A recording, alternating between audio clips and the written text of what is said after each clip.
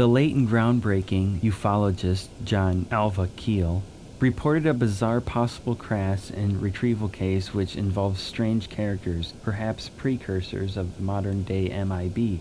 The incident is said to have occurred one afternoon in May of 1924 near the small town of Gem, West Virginia. A farmer outside of Gem, in monster-haunted Braxton County, reported seeing an airplane crash in a forest. The planes were a very rare sight in those days, especially in West Virginia, and a crashing plane was big news. According to the farmer, the plane was very odd in that it didn't seem to have any wings, didn't make any noise, and seemed unusually large. As big as a battleship, is the way the farmer described it. A party of men, including the local sheriff and local newsman John Cole, systematically searched the woods. Within hours, they found the wreck in a small clearing. According to Cole, we weren't the first ones there, though. There were already 5 or 6 men in the clearing. Some of them were dressed in black business suits, neckties and all, and that seemed damned silly in the neck of the woods. Others were dressed in coveralls of a funny color, some kind of very shiny material, and they were talking among themselves in a rapid-fire foreign language when they found them. They got real excited when they saw the search party. The men in coveralls ran into the wreck like they were trying to hide. Some of the men in the search party were carrying guns, and one of them said to Cole, "By God, they're spies!" And he raised his gun. The strangers were all small, just a little over 5 feet tall, and they all looked like Orientals with high cheekbones, slanted eyes, and dark skin. One of them spoke English. He told the men nobody was hurt, that everybody was all right. He said he would call on the sheriff later and make out a complete report. There wasn't much they could do. No crime had been committed, nobody was hurt. According to Cole, while he was looking around, he spotted a little thingamajig on the ground. He picked it up and decided to keep it. He doesn't know why he didn't just turn it over to one of the foreigners. He put it in his pocket. They all finally went away, leaving the foreigners to fuss with their contraption. It didn't look like much of a flying machine, in fact. Cole didn't think it could fly at all. It was like a fuselage of a modern plane, with windows and all. But it didn't have any wings, tail, or propellers, and like the farmer said, it was mighty big. According to Cole, at least 75 feet long. It filled the whole clearing. He went back in Weston and went right to bed. He was pretty tired from all the day's hiking. About 3 a.m., somebody started pounding on his door. He got up and looked, and there was an army officer standing there. He was dressed in one of those broad-brimmed hats they used to wear, with those leg wrappings and all. It was a U.S. Army uniform, but except for his clothes, he looked like those foreigners from the airplane, with the slanted eyes, dark skin, but he was maybe a little taller. "You picked up something today," he said. "We need it back." Cole was half asleep, and at first he couldn't think what he meant. Then he remembered the metal thingamajig. It was still in his coat pocket. Cole went and got it. "Is this what you mean?" he asked him. He didn't answer. He just grabbed it and walked off without a word. He didn't seem to have a horse or a car. Cole shuffled back to bed, but the next day he started wondering about it. How had the supposed officer managed to track him down? A couple of days later, he went back to those woods and found that the clearing was completely empty. The grass and bushes were all crushed down where the airplane had been, but there was no other sign of anything or anybody. After the army officer came by, Cole figured that maybe it was a secret army deal of some kind, and he thought it was better to leave it alone. Number 2. Number 1. Men in Black were an unusual feature of the North American UFO scene in the early years, and have not completely disappeared. Dressed in black suits and driving cars, they would descend, usually in pairs, upon UFO witnesses or investigators, making unspecific threats which were never carried out. One suggestion involves investigators, witnesses, accidentally crossing paths with government agents undertaking investigations of their own. At a certain degree of paranoia, and a cultural myth has started. It sounds plausible, but I shall leave it to those more familiar with the subject than I.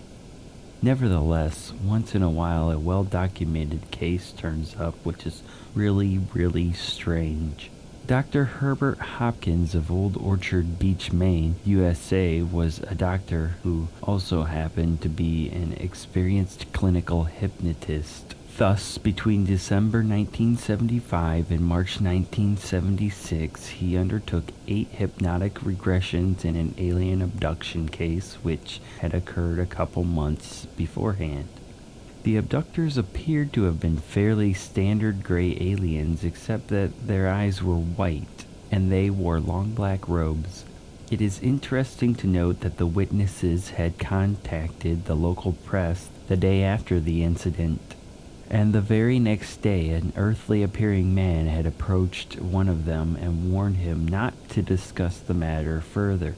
In any case, the results of the investigations were published in mid-1976. After that, the fun started. The first visit. It was 8 p.m. on Saturday 11th, September 1976, and Dr. Hopkins' wife and children had gone to a drive-in movie, leaving him alone in the house. Just then the phone rang, and a man introduced himself as the vice president of a U.F.O research organization, which in retrospect was found not to exist. He gave no name, but inquired as to whether he were entirely alone, and asked to come over and discuss the above-mentioned case. In order to allow the visitor to find his way from his parking lot, Dr. Hopkins immediately went to the back door to turn on the light. Just then he saw a man coming up to the porch stairs, although there was no sign of any car. Also, this being long before the era of mobile phones, there was no way anybody could have arrived from any telephone that quickly. The doctor found himself acting out of character, allowing a person into his house while he was alone, despite a history of crime in the area, failing to inquire as to his name, but nevertheless listening without any fear at all. His dog reacted differently, although the cat was unaffected. As the man entered, the dog barked and uncharacteristically hid in the closet with his tail between his legs. The man was estimated to be 5'8" in height. His weight about 140 pounds. He wore a white shirt and white gloves, but his trousers, jacket, tie, shoes, and derby were all black. He appeared not to fill out his sleeves or trousers. The creases on his pants remained razor sharp, even at the knees. When he sat down, as he took off his hat, it became apparent that he lacked both hair and eyebrows. His small nose and small ears were set low, his chin receded, and his face was deathly white, except for a vivid reed gash of a mouth. When he momentarily touched his lips to his gloves, it became obvious he was wearing lipstick. As the conversation proceeded, his head remained motionless, neither turning nor nodding. He spoke flawless English without an accent for New England, but it was merely a series of words and completely monotone. After Dr. Hopkins had finished his account, the stranger told him he had 2 coins in his left pocket. He did. He took out a penny. He said, I placed the shiny new penny on the palm of my extended hand and looked towards the strange man. He said, Don't look at me. Look at the coin.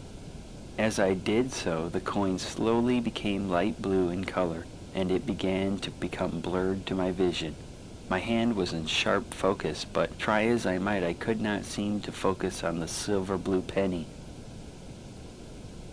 It became more blurred, became round like a little blue fuzzy ball, and then became vaporous and gradually faded away. All the time this was going on, I felt and heard nothing. That was a neat trick, said Dr. Hopkins. Later, a magician and writer on magic confirmed that he had never seen such a trick, nor could he guess how it could be done. The stranger then told him, Neither you nor anyone else on this plane will ever see that coin again. Note that he said plane, not planet. He then told the doctor that Barney Hill had died because he knew too much. He had died because his heart had disappeared, just like the coin. Wrong. Barney Hill died of a stroke. He told his alarmed host that he would suffer the same fate if he did not destroy the tapes and correspondence relating to the abduction investigation. At this point, his speech started to slow down. Rising slowly and unsteadily to his feet, he said very slowly, "My energy is running low. Must go now. Goodbye." Clinging to the railing, he climbed down the stairs, first one foot on a step, then bringing the other down next to it, rather than going one foot after another like a healthy person. Dr. Hopkins saw a bright light shining up the driveway, brighter than an automobile headlight and bluish-white in color. Although no light had been present when he had arrived, rushing to the kitchen window, the doctor looked out to watch him, but the light was gone.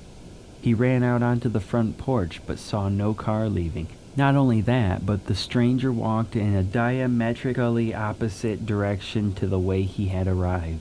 Not towards the driveway, but towards an impenetrable hedge. The doctor went out onto the front porch to watch him, but he never turned up. When the rest of the family eventually returned, they went out with a torch to examine the driveway. The only marks they found were what looked like small caterpillar tractor tread about 4 inches wide and a 1.5 feet long. The driveway was so narrow it would have been impossible for any automobile's tire to get into the center, where the marks were. They were also too deep and distinct for motorcycles. Also, of course, they were too short. By morning, they were gone, although no one had used the driveway in the interval. Terrified but reluctantly, the doctor destroyed the tapes and correspondence as ordered. Second visit. This took place a fortnight later, on Friday, 24 September 1976, not to Dr. Hopkins, but to his eldest son, John, and his son's wife, Maureen, in their mobile home. At 7:30 p.m., Maureen answered a telephone call, and a man introduced himself as Bill Post. Said he was a friend of a friend and asked to come over and talk with them. He told them he came from New Hampshire and was driving with temporary New Jersey plates. He suggested they meet at the local McDonald's. Now, the McDonald's was quite close. It took John just 3 minutes to get there. However, when he arrived, Bill was waiting for him, although it should have taken at least 25 or 30 minutes to travel from the place where he had said he had been ringing from. His car's plates were devoid of numbers or letters except for the words temporary NJ 1975. Although temporary New Jersey plates were valid for only 20 days, and they were supposed to bear numbers and letters. Also, it was obvious that Bill was quite familiar with the local streets. Both Bill and his female companion, Jane, were dressed in a rather old-fashioned style. Bill appeared physically normal, but was fidgety and very talkative without really saying much. Jane wore very heavy makeup, but no bra, and her small breasts were set unnaturally low. She had a marked pot belly and appeared to be lopsided.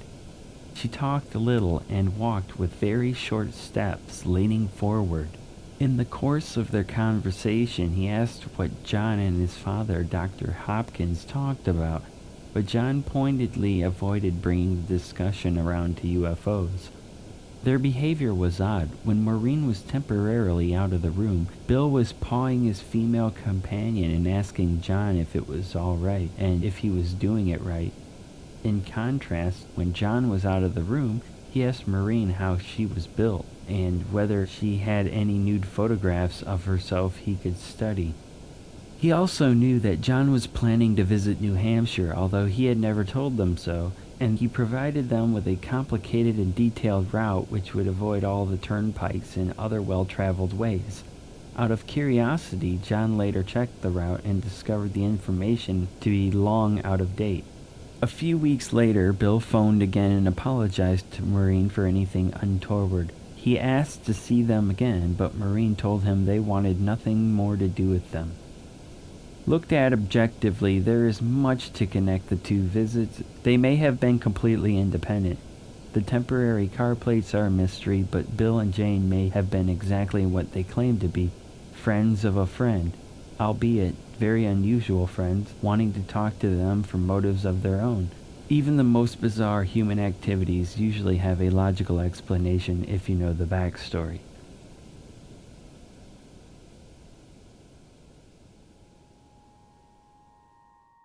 Hey fellow beings, I'd just like to thank you for watching my second video if you made it this far.